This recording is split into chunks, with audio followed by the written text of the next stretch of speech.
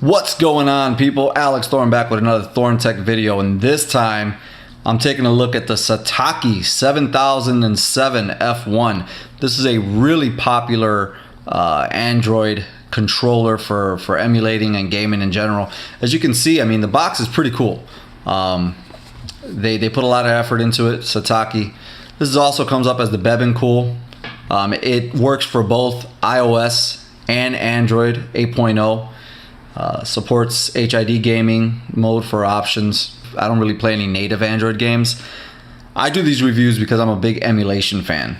So I'm always on the hunt for the best emulation control, what feels best in the hand. And a lot of times with the controllers where you have a clip on it, sometimes the phones are really heavy.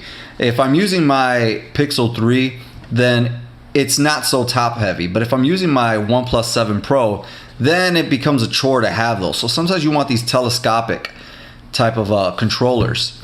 And they also have an app.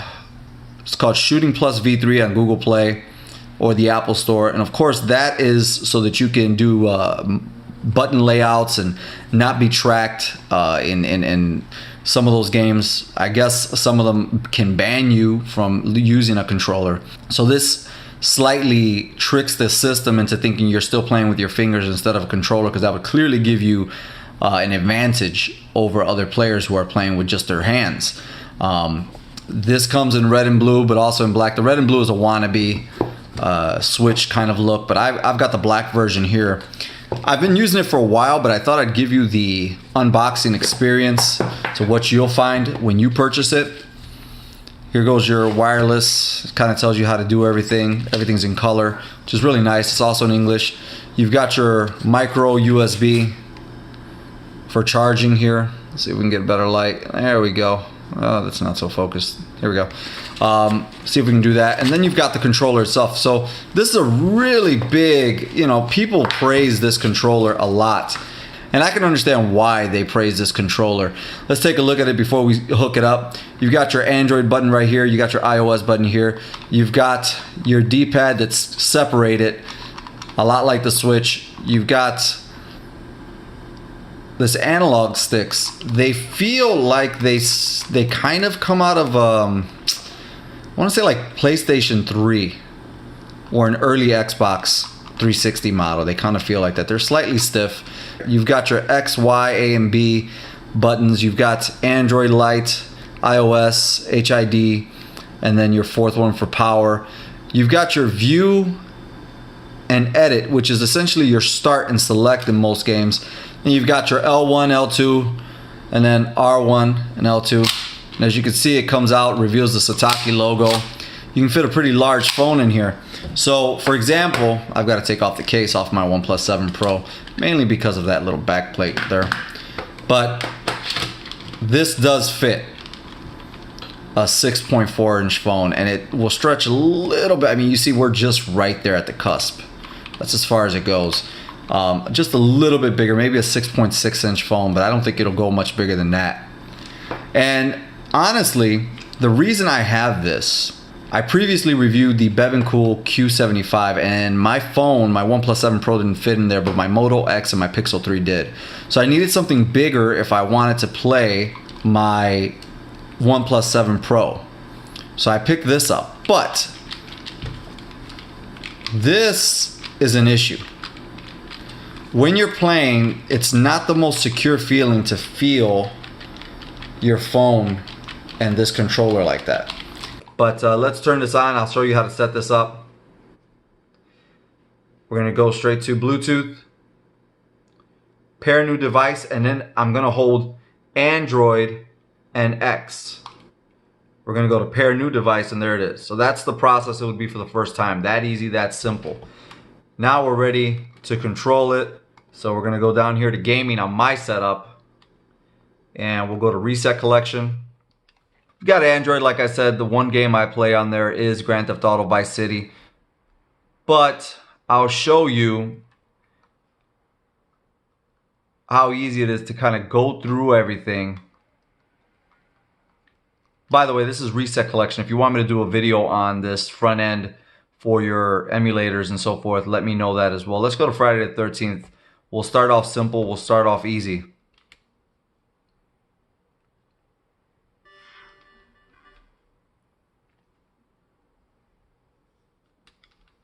So your edit button is going to be your start button. And your view button is going to be select, as I mentioned before.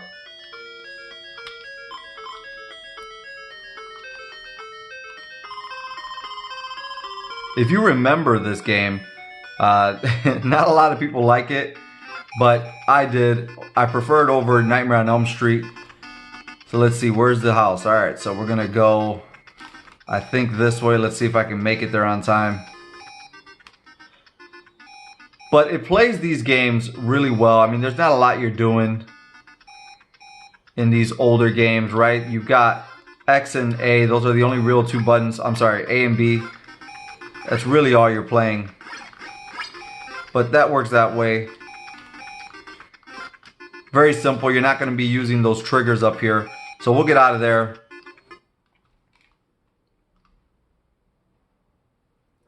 We'll get out of that game. Let's go back.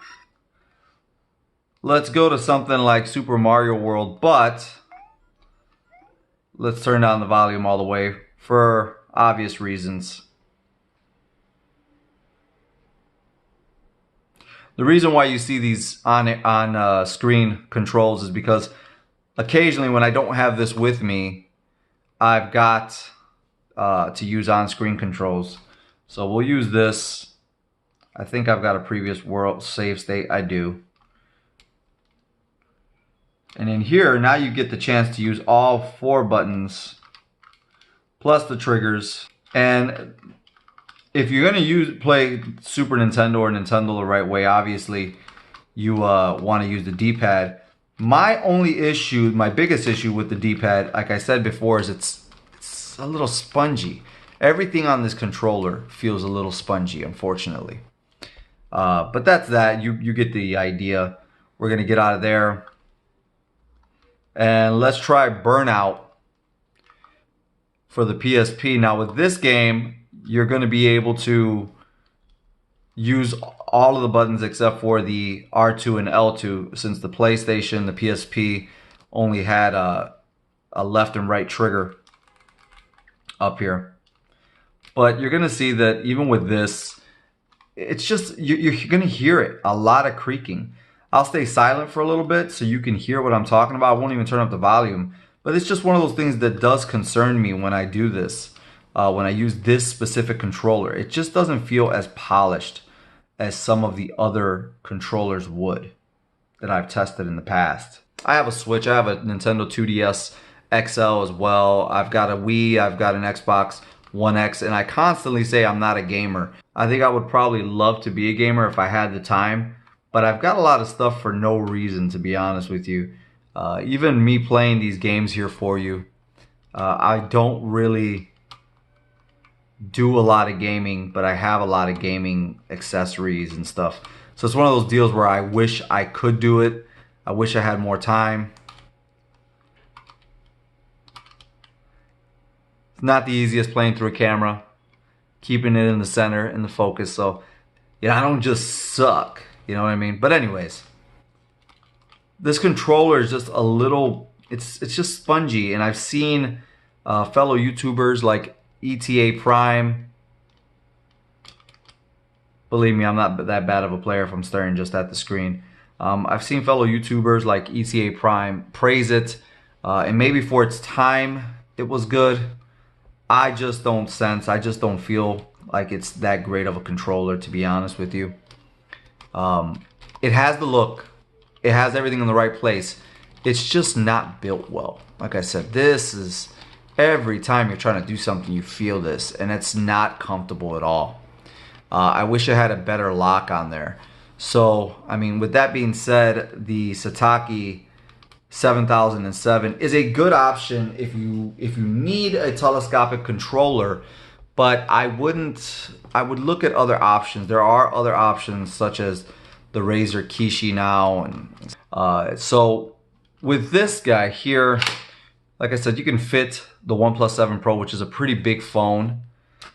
in itself. You can also fit something like the Pixel 3, which is a smaller phone, without any issues. That pops in there. But most of the time you're not going to be able to use a case with it. You'll have to remove your case to put it in, which is fine. You see how much more space we have with this.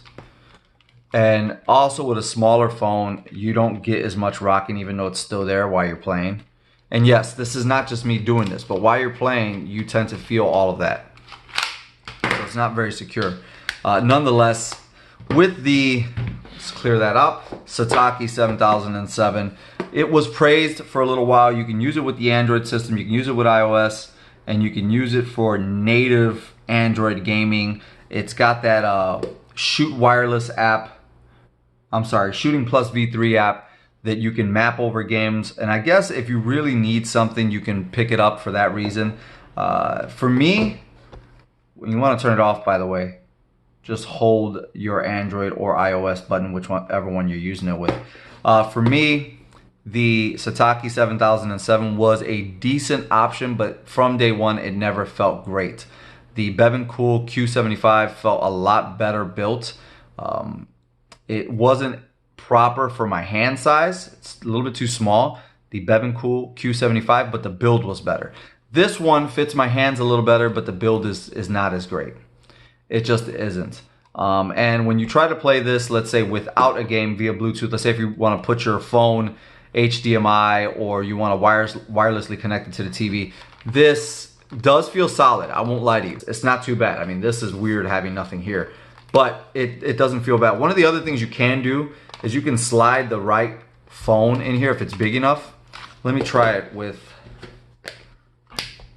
this on here, because this does, if you notice right down here, it has that space. So you could do this as well. You can actually also use it just like this. I mean, I won't lie to you, this feels really good.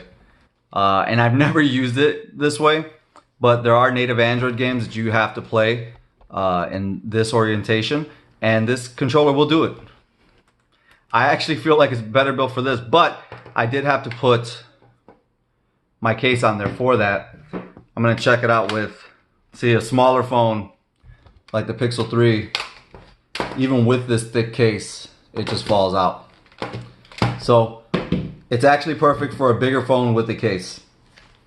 Very interesting. I've never tried it in that orientation, and it just fits like a glove. That's pretty cool. So I guess if you're into portrait gaming and you've got native games or maybe Game Boy Advance games, this is actually going to be a great option for you.